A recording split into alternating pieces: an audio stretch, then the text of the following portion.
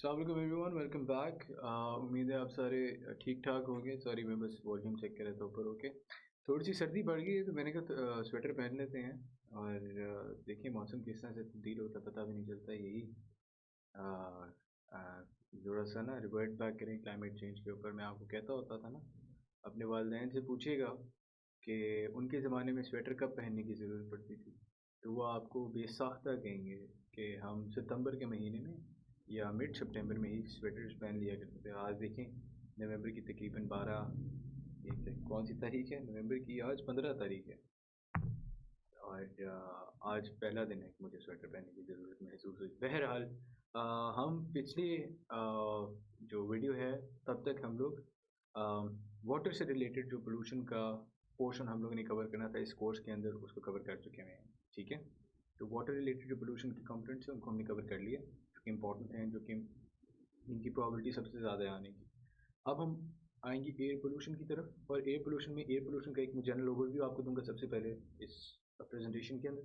और फिर मेरा ज़्यादा फोकस होगा ऑन स्मॉग, और स्मॉग के इशू को हम आइडेंटिफाई भी करेंगे, plus we will be dissecting it in detail.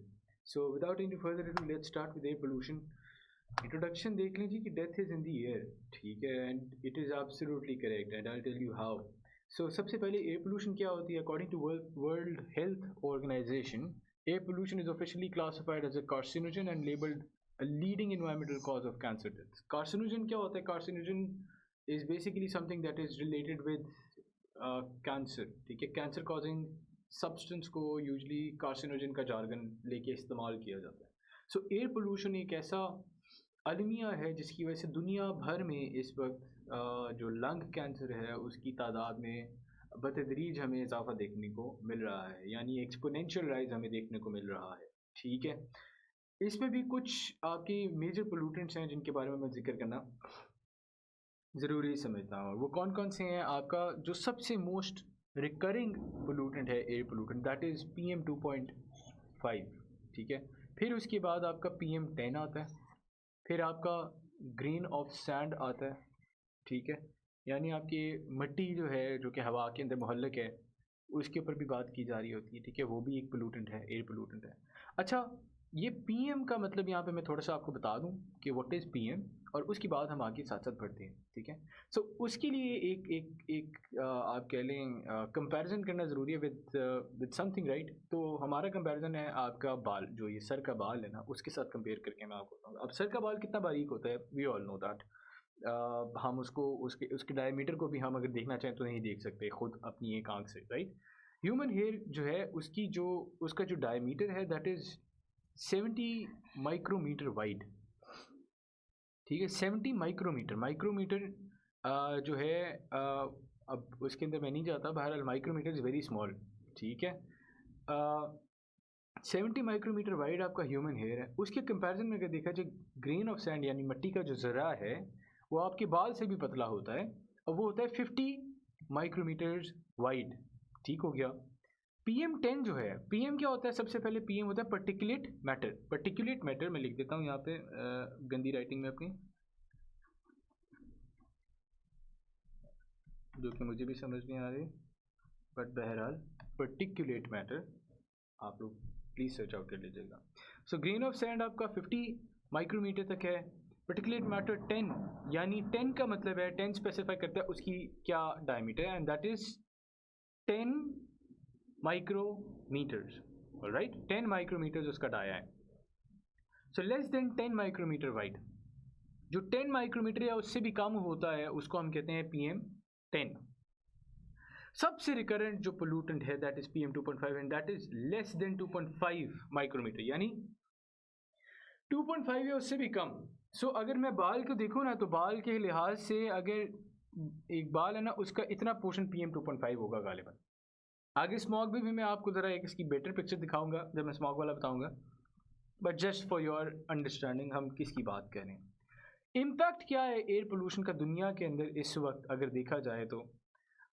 Global health toll अगर देखें, सो चाइना के अंदर तकरीबन 10,75,000 अफराद हर साल के मुताबिक इससे इफ़ेक्ट होते हैं डेथ्स में, हेल्थ वाइज वगैरह वगैरह, वो सारी चीज़ें।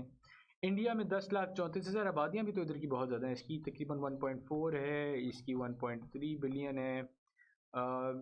दुनिया में हर 7 अफराद में से एक चाइनीज़ एक इंडियन होना ज़रूरी है।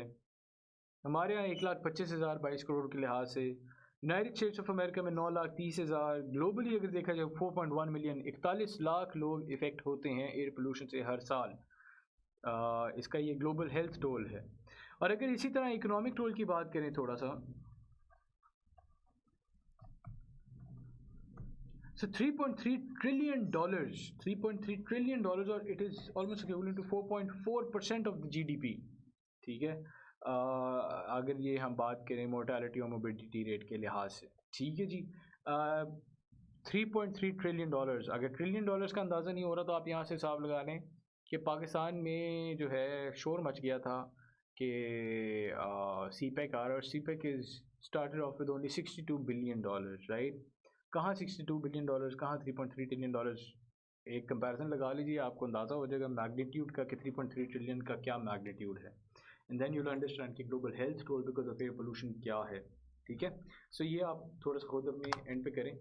सिचुएशन क्या है एट हैंड अगर देखा जाए पाकिस्तान के लिहाज से, खसूसन अगर पाकिस्तान की बात करें, सबसे पहले चूँकि मैंने आपको बताया PM 2.5 is the most recurrent form of air pollutant, तो PM 2.5 का जो वर्ल्ड हेल्थ ऑर्गेनाइजेशन का सेफ लेवल है ना, जो या उनका जो यार्ड स्टिक है कि इससे ज़्यादा नहीं बढ़ना चाहिए, दैट इज़ 15 माइक्रोग्राम पर, ये म्यू है, माइक्रोग्राम पर मीटर क्यूब। ठीक है यार, बल्कि बहुत ही मुझे ना कभी कभी शर्मिंदगी होती है अपनी ही राइटिंग देख के, तो मुझे फिर ट्राई करने की ज़रूरत है। वैसे साइड पे लिखा है लेकिन फिर भी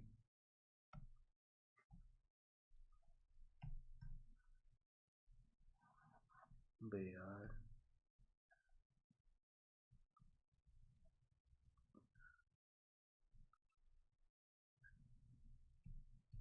देखिए मैं इससे ज़्यादा ट्राई कर सकता हूँ लेकिन ज़्यादा वक्त लग जाएगा। बहरहाल 15 माइक्रोग्राम पर मीटर क्यूब जो है इसकी यार्ड स्टिक है, ये ज़हन में रखना। अब ये जो रेड लाइन है ये इसकी यार्ड स्टिक डिफ़ाइन कर रही है, अगर आप मैप पे गौर से देखें। अब ये रेड लाइन डिफ़ाइन कर रही है, इसके लिहाज से देखा जाए पाकिस्तान के मेरे ख्याल है 6 बड़े शहर, जो 6 मेट्रोपॉलिटन बड़े शहर हैं, ठीक है, वो सारे इस जो आपकी बेस लाइन है इससे कहीं ज़्यादा एक्सीड करते हुए आपको नज़र आ रहे हैं एनुअल बेसिस के ऊपर, यानी ये एनुअल एवरेज है। ठीक है, सो ऑन एवरेज पेशावर की जो एयर क्वालिटी है that is the worst among the cities of Pakistan. ठीक है, पिंडी की फिर उसके बाद आती, फिर कराची, फिर लाहौर, फिर इस्लामाबाद, फिर Faisalabad, so on and so forth, इससे चलता हुआ आपको नज़र आ रहा है। And this is then again this is just an average. Lahore की लास्ट ईयर तकरीबन AQI की अगर बात करूँ तो AQI उसका गया था, इक्वालिटी इंडेक्स 500 तक टच किया था, और AQI का जो एवरेज फिगर है जो कि होना चाहिए दैट इज़ लेस दैन 30। ठीक है, और हम 500 टच किए थे, तो आप हिसाब लगा सकते हैं कि हम कितना ज़्यादा एयर पोल्यूशन से जो है इफ़ेक्ट हो रहे हैं, स्पेशली स्मॉग सीजन के अंदर जो कि आजकल चल रहा है। ठीक है, सो अगर एक ग्लोबल कंपैरिजन देखा जाए तो बीजिंग का एक ज़माने में बहुत ज़्यादा होता था, बीजिंग में काफ़ी ज़्यादा एफर्ट्स वगैरह की गई, उसके बाद जाके जो है वहाँ पे ठीक हुआ। पॉलिसी लेवल इंटरवेंशंस थी, गवर्नमेंट बहुत सीरियसली उसको टेक ओवर कर रही थी, बहुत ज़्यादा उन्होंने एफर्ट्स नहीं, पॉलिसी लेवल थी बेसिकली, इसलिए मैं यहाँ पे बढ़ाना नहीं चाह रहा क्योंकि साइंस से उसका ताल्लुक नहीं होगा।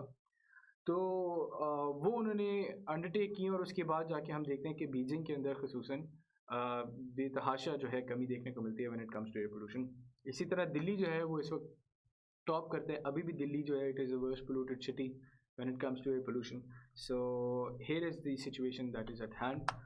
Now let's move forward to the scale of the problem. Situation तो हमें पता है, स्केल ऑफ द प्रॉब्लम अगर हम इकोनॉमिकली देखें, मैंने आपको ऐसे बताया कितना था, तकरीबन $3 ट्रिलियन था ना, जो दुनिया की GDP थी। अगर पाकिस्तान की GDP देखी जाए तो पाकिस्तान की जो GDP है उसका 5.8% इक्विवेलेंट, यानी GDP को रेफरेंस रखते हुए, ठीक है, GDP को रेफरेंस रखते हुए हम कहते हैं कि तकरीबन 5.8% ऑफ पाकिस्तान GDP जो है उसका अगर हम एक वैल्यू निकालें तो उतनी ही तकरीबन हमारी एयर पोल्यूशन के इम्पैक्ट्स के ऊपर लग जाती है, यानी एयर पोल्यूशन के ऊपर ज़ाया हो रहा है। ठीक है, तो वो तकरीबन कितने इक्विवेलेंट होता है, दैट इज़ US$ 19 बिलियन। ठीक है, इसी तरह अगर देखा जाए तो इंडिया की GDP का 7.8% तकरीबन। अब इसका ये मतलब कतई तौर पे नहीं है, कतई तौर पे नहीं है कि 5.8% of Pakistan GDP is spent on air pollution mitigation. नहीं, ये मैं नहीं कह रहा, अगर आपको ये समझ आ रही है तो। मैं ये कह रहा हूँ कि अगर मैं आपको बताना चाहूँ रेफरेंस के तौर पे, तो अगर पाकिस्तान की GDP को रेफरेंस रखा जाए या GDP को इन जनरल रेफरेंस रखा जाए, तो पाकिस्तान एक ऐसा मुल्क है जिसका तकरीबन 5.8% of the GDP equivalent to 5.8% of the GDP वो टोल है, इकोनॉमिक टोल है ऑफ एयर पोल्यूशन। ठीक है, इससे ज़्यादा क्लियर मैं नहीं बता सकता अभी। आई होप आपको समझ आ रही है, मैं फिर रिपीट कर देता हूँ। यानी कि पाकिस्तान की GDP को हम एक रेफरेंस रखें, या फॉर दैट मैटर GDP को एक रेफरेंस रखें, उसका 5.8% यानी पाकिस्तान की GDP का 5.8% इक्विवेलेंट, ठीक है, that is being incurred as an economic toll of air pollution related problems. ठीक है, ये तो पाकिस्तान की स्टोरी है। ये चीज़ आप अप्लाई कर लें इंडिया में 7.8%, चाइना में 7.6%, इजिप्ट 6.4%, कनाडा 2.1%। सो हमारे यहाँ जो हमारा साउथ एशियन रीजन है उसके अंदर चाइना सर फहरिस्त है, followed by India, and then I guess it's Pakistan. Impact के ऊपर अगर हम बात करें, so rather before moving towards the impact, मेरा ख्याल है यहाँ पे मैं 2 मिनट की ब्रेक लेता हूँ, और अगली वीडियो के अंदर हम इम्पैक्ट को डिस्कस करते हैं। ठीक है।